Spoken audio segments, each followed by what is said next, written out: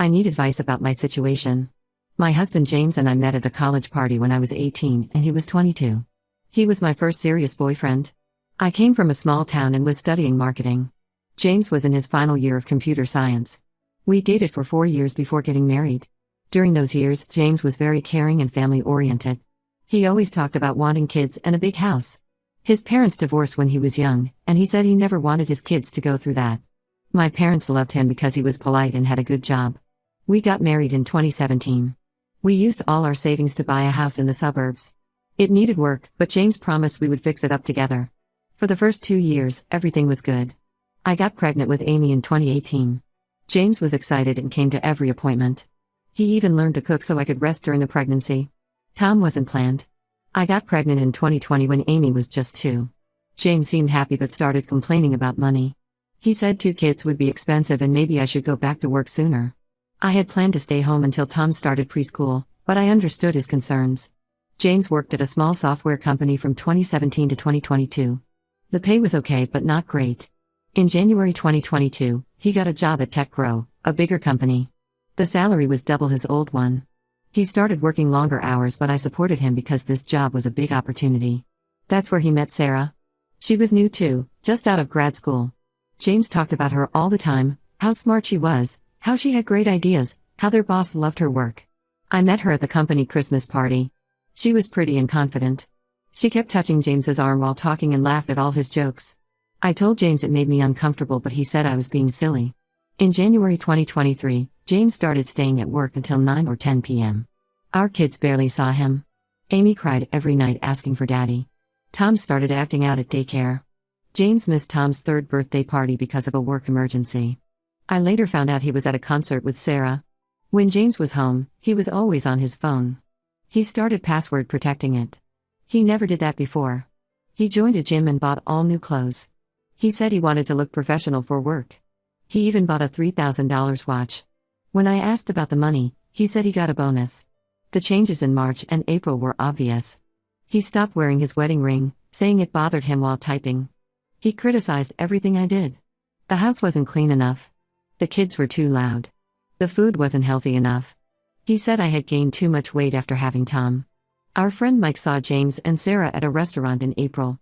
They were holding hands and looking very close. When I asked James about it, he got angry. He said Mike was lying and I was crazy for believing him. He brought up my postpartum anxiety after Tom was born and said I was being paranoid again. In May, James moved to the guest room. He said he needed space because I was clingy and suspicious. He started going out on weekends, saying he needed time with friends. His sister Lisa told me she saw his car at an apartment complex across town multiple times. On June 15th, I woke up and found a note on the kitchen counter. James wrote that he was leaving us for Sarah. He said they were in love and he couldn't live a lie anymore. He said I was a good mother but a boring wife. He said Sarah understood him and made him feel young again. He took his clothes and left. The next day, his lawyer contacted me. James wanted to sell the house and split everything 50-50.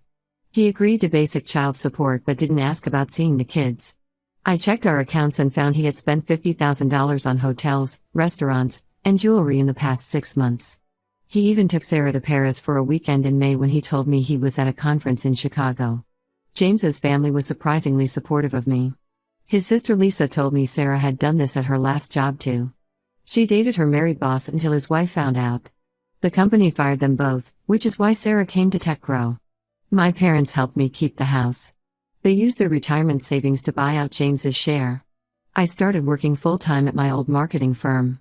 My boss gave me flexible hours so I could take care of the kids. Amy stopped eating properly and started having problems at school. Tom became very clingy and had nightmares. My neighbor watches them after school while I work. James hasn't asked to see them once in the past month. I'm not interested in taking James back. He chose Sarah over his own children. He spent our savings on her while our house needs repairs and the kids need new clothes. I just want to make sure he pays child support and hope my kids will be okay. Update 1: Things got weird this week. James's mother called me crying. Apparently, Sarah dumped James last weekend. She left him for their boss who is divorced and earns more than James. James moved back in with his parents because he spent all his money on Sarah and the apartment they were renting. Now James keeps calling and texting me. He said he made a huge mistake and misses the kids. He claimed Sarah manipulated him and he wasn't thinking clearly. He said the stress of his new job and turning 32 made him act crazy. He asked if we could try marriage counseling. I didn't respond to his messages, but he showed up at my workplace on Tuesday. He looked terrible, he lost weight and wasn't shaved. He begged me to let him come home. He said he would sleep in the basement and do anything to prove he changed. My coworkers had to make him leave. Then I found out more stuff about what happened during those 6 months. One of James's coworkers reached out to me. She said James and Sarah weren't even that close at work.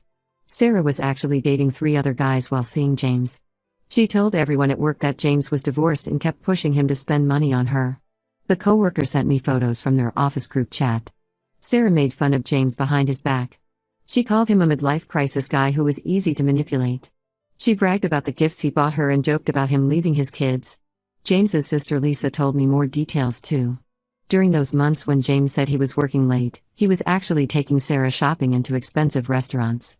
He maxed out 2 credit cards I didn't know about. He even tried to take a loan against our house without telling me. The worst part was finding out what James told his co-workers about me and the kids. He said I trapped him with pregnancy and that Amy might not be his because I dated someone else in college. Completely false, he was my first boyfriend. He told them Tom was an accident and that I refused to get an abortion. My parents are furious after hearing all this. They want me to send James the screenshots of Sarah making fun of him, but I haven't. His parents keep calling too, saying James is depressed and needs his family. They think I'm being too harsh. Yesterday, James sent me a long email. He listed all the ways Sarah supposedly tricked him. He said she told him I was cheating with my boss. Ridiculous, my boss is a 60-year-old woman. He claimed Sarah threatened to get him fired if he didn't leave me. He said she made him think our marriage was bad when it wasn't. The email made me angry. James is trying to blame everything on Sarah instead of taking responsibility. He chose to cheat. He chose to spend our money. He chose to abandon our kids. Sarah didn't make him do any of that. James's mother thinks the kids need their father and I should at least let him visit. Amy asked about him yesterday, but Tom doesn't even remember him anymore. It's been almost 2 months since he left. I talked to my lawyer about everything. She said James's behavior might help me get full custody. She also said we could go after him for the money he spent on Sarah since it was marital assets. I told James to stop contacting me except through lawyers. He then sent me photos of us from our wedding and when the kids were born. He said he would do anything to fix his mistakes. His sister told me he cries every night at his parents' house. I don't feel bad for him. He didn't cry when Amy had a fever last month or when Tom fell and needed stitches. He wasn't here when I had to explain to our 5-year-old why Daddy left. He didn't care about us then, and I don't care about his problems now. Update: 2 more stuff came out about James and it's worse than I thought. I got an email from a woman named Rachel. She was Sarah's roommate before Sarah moved in with James. Rachel told me Sarah wasn't the first person James cheated with.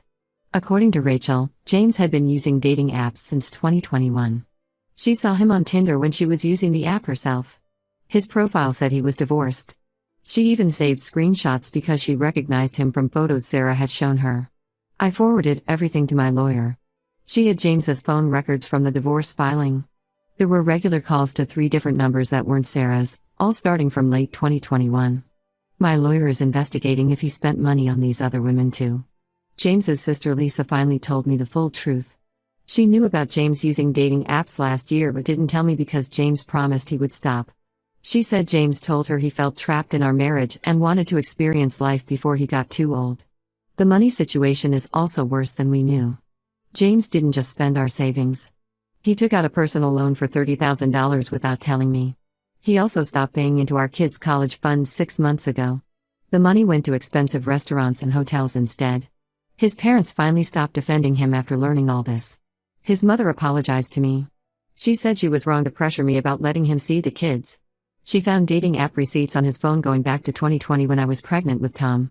James moved out of his parents' house last week. He got a small apartment but still wants to see the kids. He sent me a message saying he's in therapy now and understands his mistakes. He blamed his behavior on a midlife crisis and depression. I agreed to let him have a supervised visit with the kids at his parents' house. It went badly. Amy asked him why he loved Sarah more than her. James started crying and couldn't answer. Tom had a meltdown and wouldn't go near him. We had to end the visit early. After the visit, James's mother told me something else. When James first moved back in with them, He was still trying to contact Sarah. He kept driving by her place and calling her until she threatened to get a restraining order. Only then did he start saying he wanted to fix things with me. My lawyer said all this new information helps our case. She thinks we can get full custody with James only having supervised visits. She's also going after him for the loan money and dating app expenses since he used our joint account for them. Some people think I'm being cold, but I don't care anymore. James isn't the person I married. That person was fake. The real James is someone who could lie to my face for years while dating other women. Someone who could hurt his own kids just to feel young again. Update 3: The divorce is final. I got full custody of the kids. James gets supervised visits twice a month, but he barely shows up. He missed the last 3 visits because he started dating someone new. She's 24 and works at his gym. Some good news, my lawyer found most of the money James spent. He has to pay it back with interest. The judge wasn't happy about him emptying the kids' college funds. James also has to pay more child support than he'd offered because the judge saw how he wasted money on Sarah and dating apps. Sarah got engaged to their boss last month. James had a breakdown when he found out and got fired from his job. He showed up drunk at my house at 2 a.m., yelling about how life isn't fair. I called the police and now there's a restraining order against him. His new girlfriend contacted me on Facebook. She said James told her I was abusive and kept him from his kids. I sent her the court documents and screenshots of his dating profiles. She broke up with him. Now James is telling everyone I'm ruining his life by sharing his private information. His parents sold their house and moved to Florida. They send cards and gifts to the kids but don't talk to James anymore. His sister Lisa helped me find a better job at her company. I make more money now than when I was married. The kids are doing better. Amy still goes to counseling but she's not asking about James as much. Tom started kindergarten and is making friends. Neither of them got excited about Christmas gifts from James this year. I used some of the divorce money to fix up the house. My brother moved in to help with rent and watching the kids. It's peaceful now without James's drama. His new girlfriend called yesterday to warn me he's on dating apps again, pretending to be 28 and single. James texted last week saying he's hitting rock bottom and needs his family. I blocked his number. The man I married never existed. He was just better at hiding his real self back then. The kids and I are going on vacation next month, our first one without James. Life isn't perfect, but it's better than living with someone who could throw away 10 years of marriage for random women on dating apps. I got closure when I cleaned out our old photos. James wasn't a good man who made one mistake. He was lying and cheating for years while I thought we were happy. At least now I can tell my kids the truth. Their mom left a bad situation instead of teaching them to accept being disrespected. That's my final update. Thanks to everyone who gave advice. To people asking, no, I won't take James back, even if he changes. He had years to be a good husband and father. He chose not to be. That's on him.